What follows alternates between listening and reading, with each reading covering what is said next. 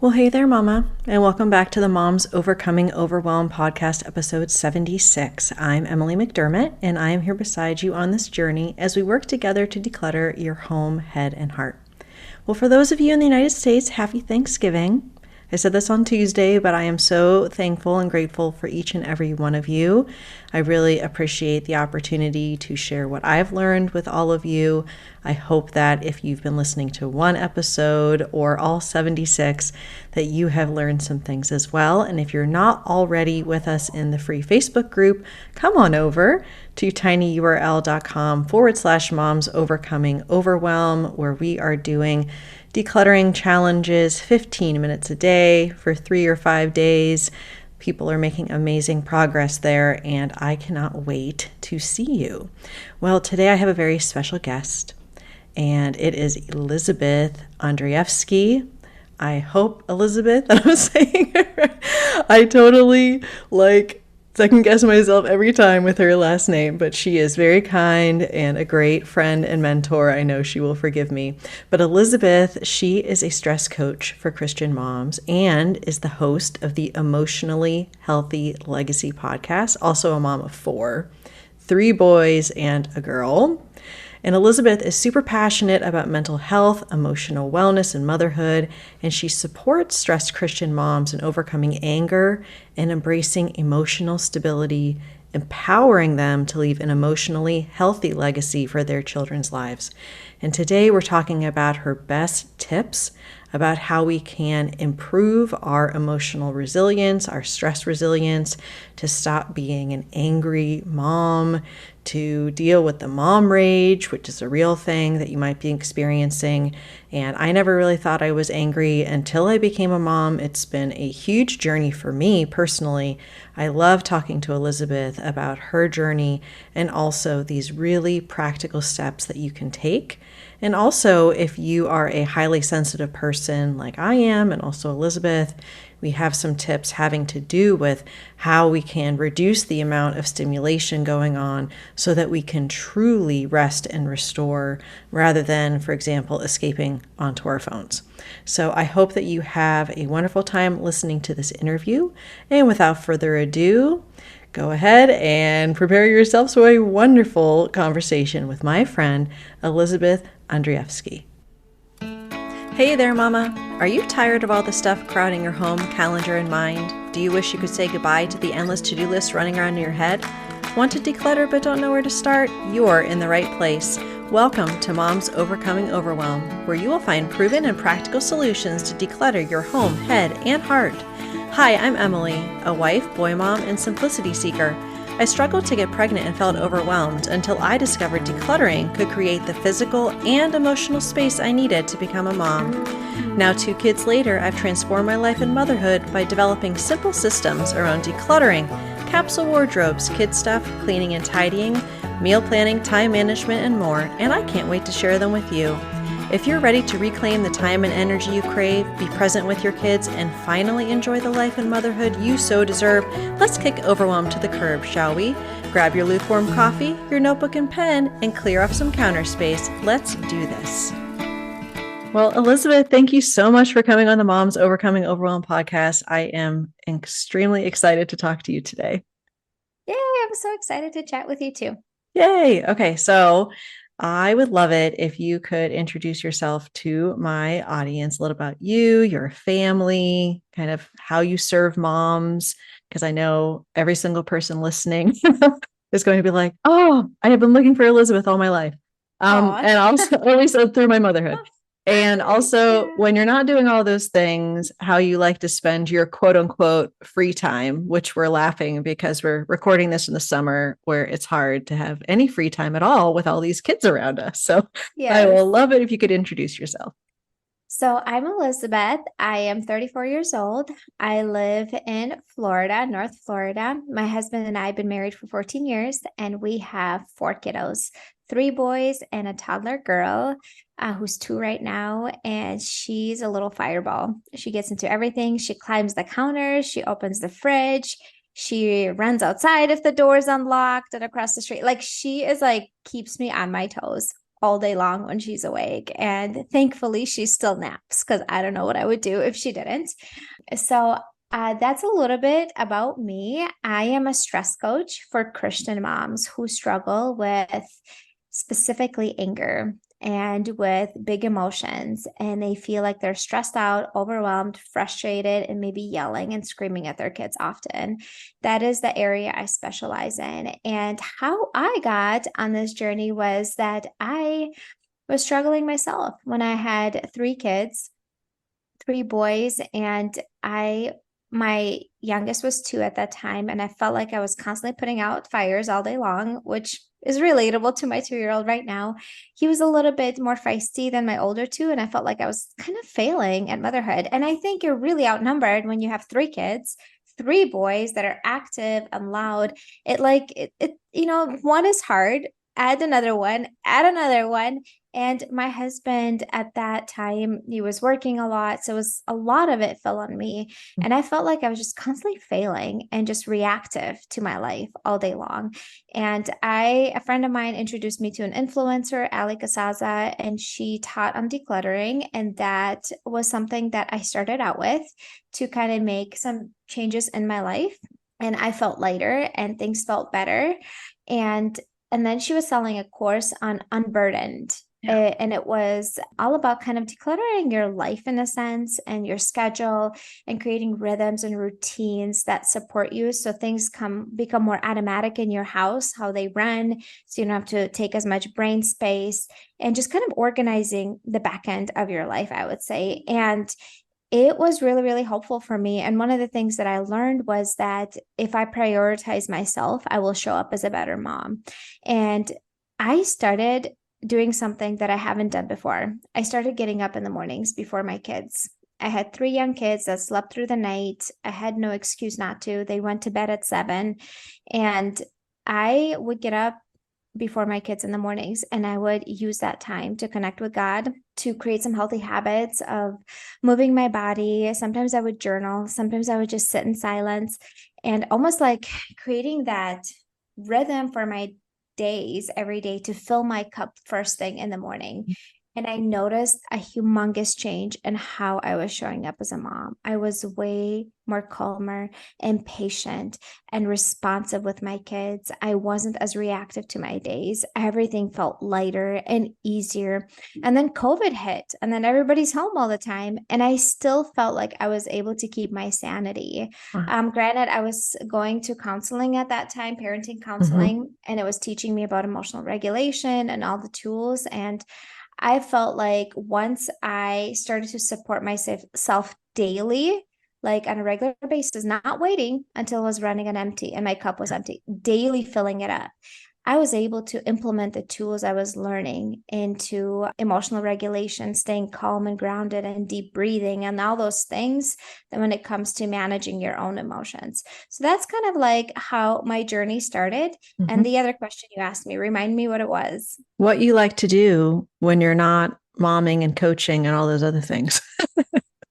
Yes. So one of my favorite things right now is going on daily walks outside. And it's in Florida. It's either in the mornings when it's still not hot or in the evenings after dinner. And in the morning, sometimes I can go by myself, but most of the time it's a family walk, but I just love it. It's just one of those things that like spending time as a family, even though it's like not by myself, but like sometimes my husband is at home with the kids. I'm like, hey, I just want to go on a walk by myself. But it just feels so good to move your body. It's so like good for mental health. And I don't know, it's just something I really enjoy doing right now. Yeah, same. And same thing for me in the summer. It is having to be like in the morning or maybe after the kids kind of do their showers and they have a little bit of time. So I am with you there.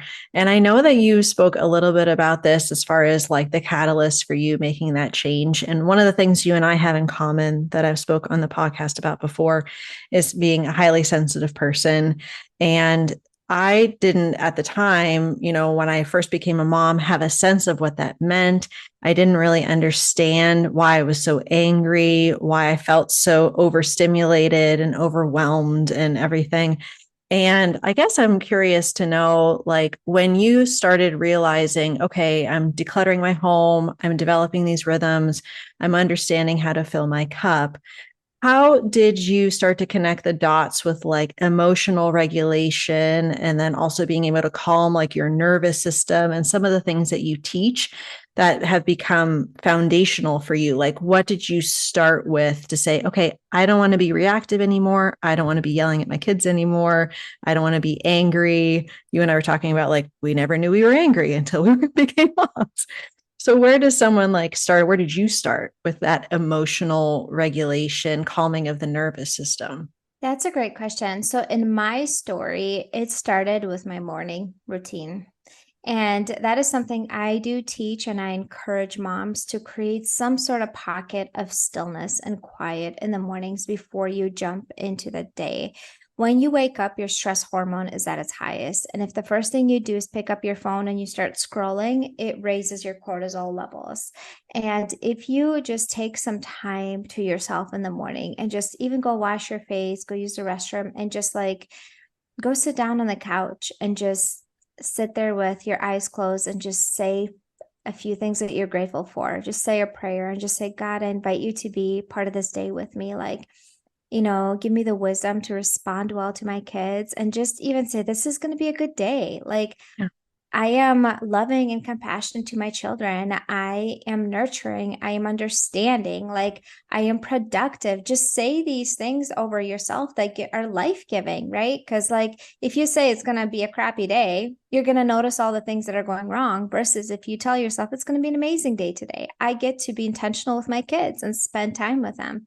And so, using that morning time, that was probably the biggest thing that transformed. Mhm. So when you create some alone time on a regular basis, you constantly fill your cup. You're not waiting until it runs on empty in order to do something about it. You're constantly practicing ways to calm your nervous system, like journaling. That's a big one. Praying, reading the Bible, all those things are calming to your nervous system. And if you practice it daily, you're going to notice a significant change in your tolerance, window of tolerance, how much more Yeah. you can handle during the day. If you're highly sensitive, like you and I are, having that quiet and stillness is like decluttering for your brain. It is so necessary in order for you to have more tolerance throughout the day to handle life, really, the noise and the reality of having kids.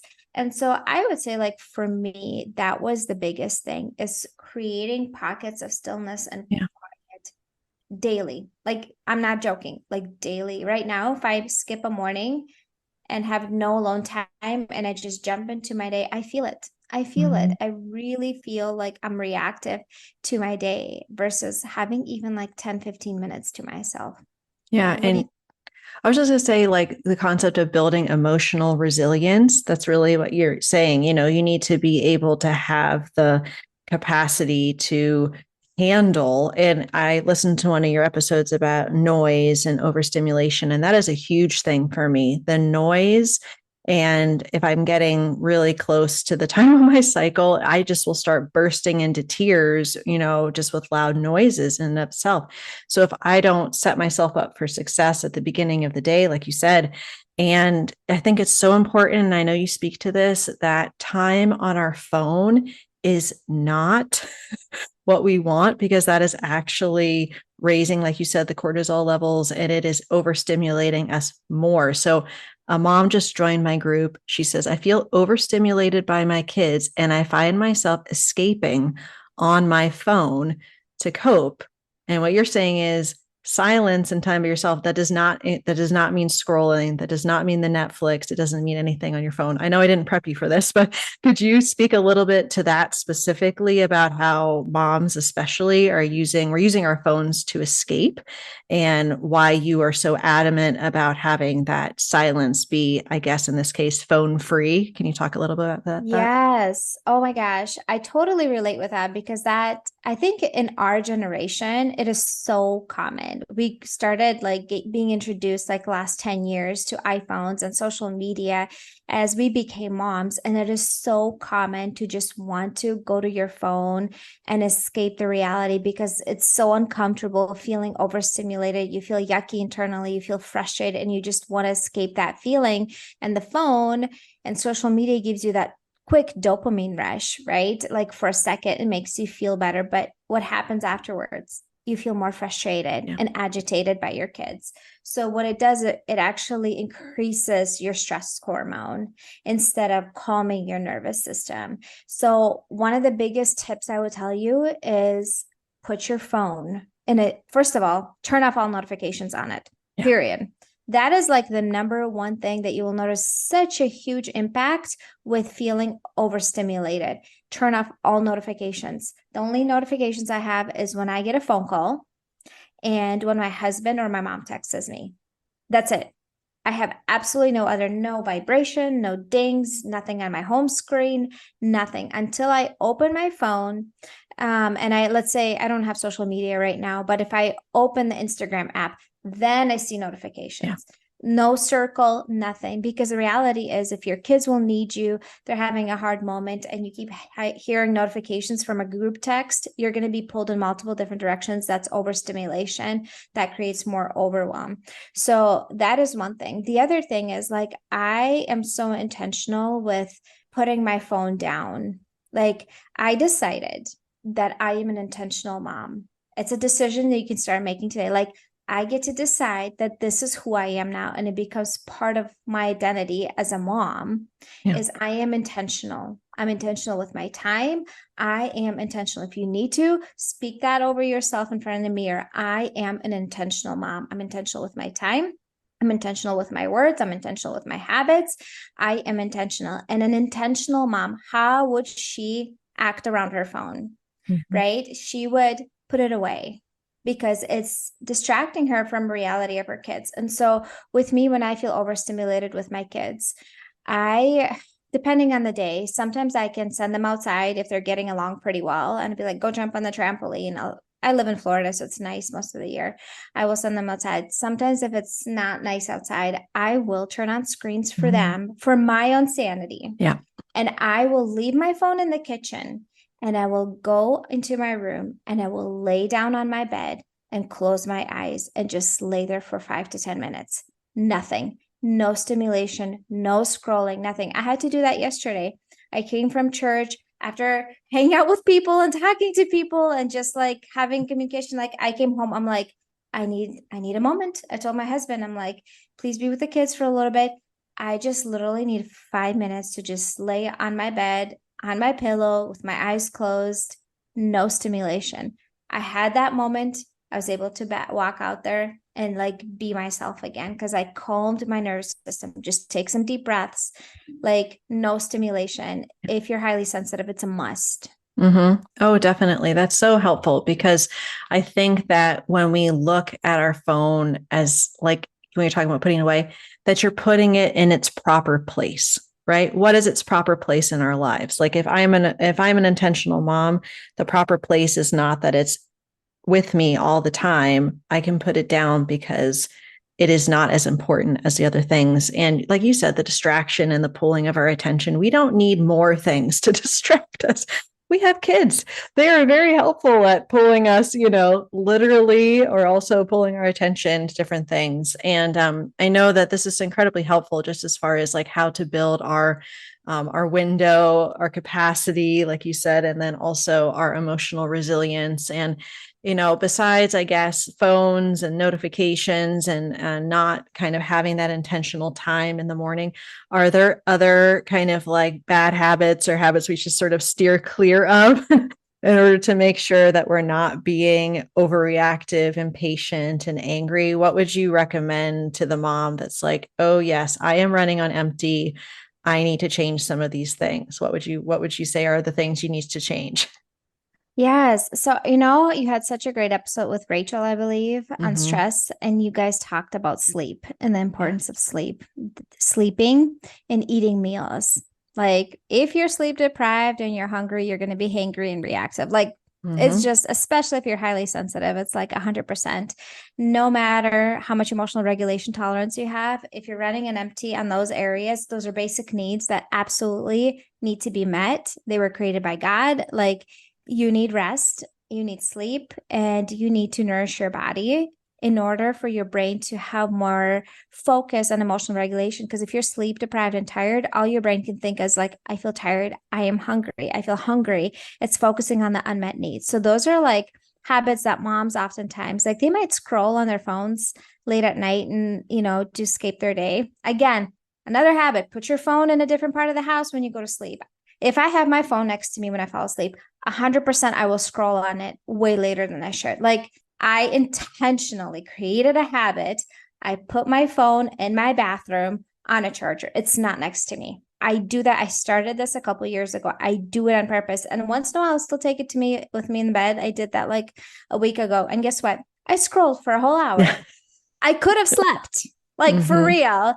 real. So that is one. And then, with kids, we oftentimes feed our children, but we don't feed ourselves. Like you Mm-hmm. matter too. It's okay to tell your child, like, hey, I need you to wait 5 minutes. Mommy needs to eat. Why? Because you matter too. And so that is like a habit that is really important for moms. Another one is for me is asking for help. Yeah. That is a big one. If you have the mentality and the mindset that I have to do it all myself, a good mom does all these things by herself. I need to be a super mom because all these women on Instagram look like they get it all together, and I promise you, there's they're faking it. Like it's not real. Like I promise you. Like people say, even ask me, they're like, "How do you get everything done?" I'm like, I don't. Like, have you seen my laundry pile? Like I don't get everything done. I ask for help a lot. Mm-hmm. Ask for help, especially if your children are older than 5. Like they can do chores. They can fold their own laundry. They can load and unload the dishwasher. My oldest one mows the lawn. They wash the floors in the house. They take out the trash. Like my 2 are older right now and they're in Minnesota for a month. I feel it. There's a ton more chores on me right now because they're gone and they do a lot of the stuff around the house. And I delegate that to them because they're part of the family. And Yeah. so then I feel less stressed out. I feel less overwhelmed because they do that task. Mom, can we watch TV? Yes. After you do XYZ. Mm-hmm. There you go. Like Yeah. so much easier. Like it's just easier. Can I play Xbox? Yes. After you do this. Mm-hmm. Okay. They're motivated to do it. So those are like things that I like really say that moms need support in. And then another one that I want you to leave with is overcommitment. That's a Yeah. big one. When you are overcommitted, you will feel stressed out. You will feel even more overwhelmed. You will feel short fused with your family because you're rushing, rushing, rushing, like running late.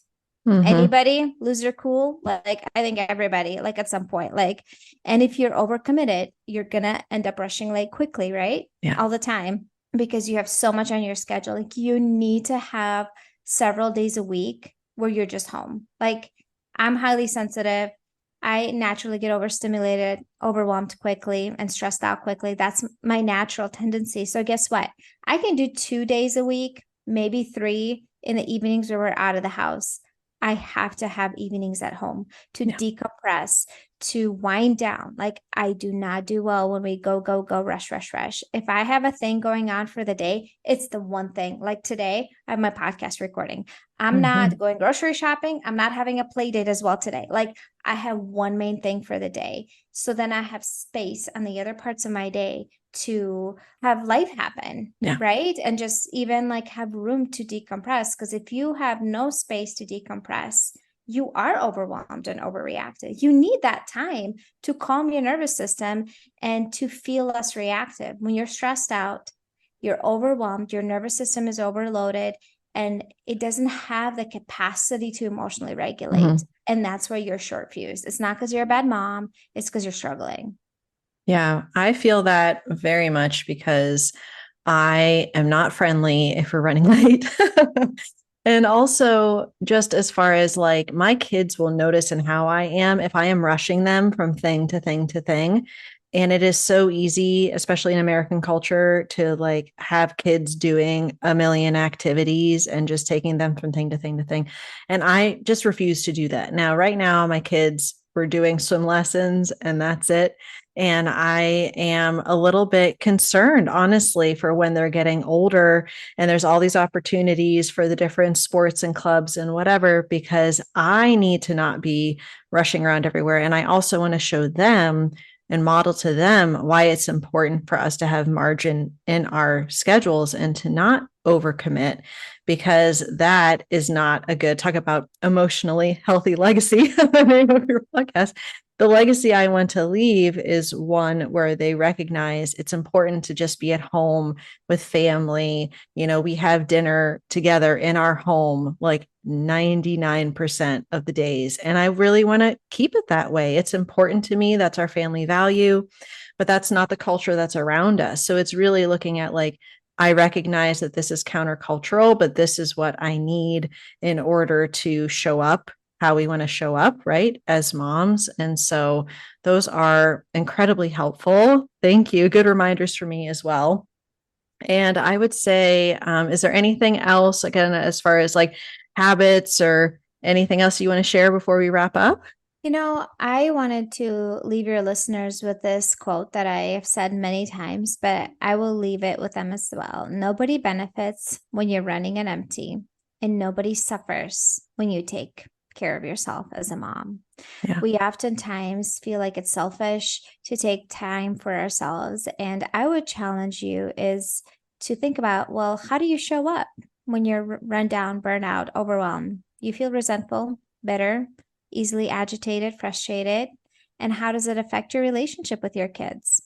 Right. And guess what? There's a real enemy out there who doesn't want you to have a good relationship with your kids, who has created all these cultural activities, right? I think it's part of his plan to keep families so busy all the time that they have no time to connect with each other, that they're rushing, that they're overreactive. Like, I really think that's one of his tactics to mess with us, even as Christians. And we oftentimes like don't give it much thought, but it really does affect you. How do you show up as a mom when you have all these activities on your schedule? You're really overwhelmed, really.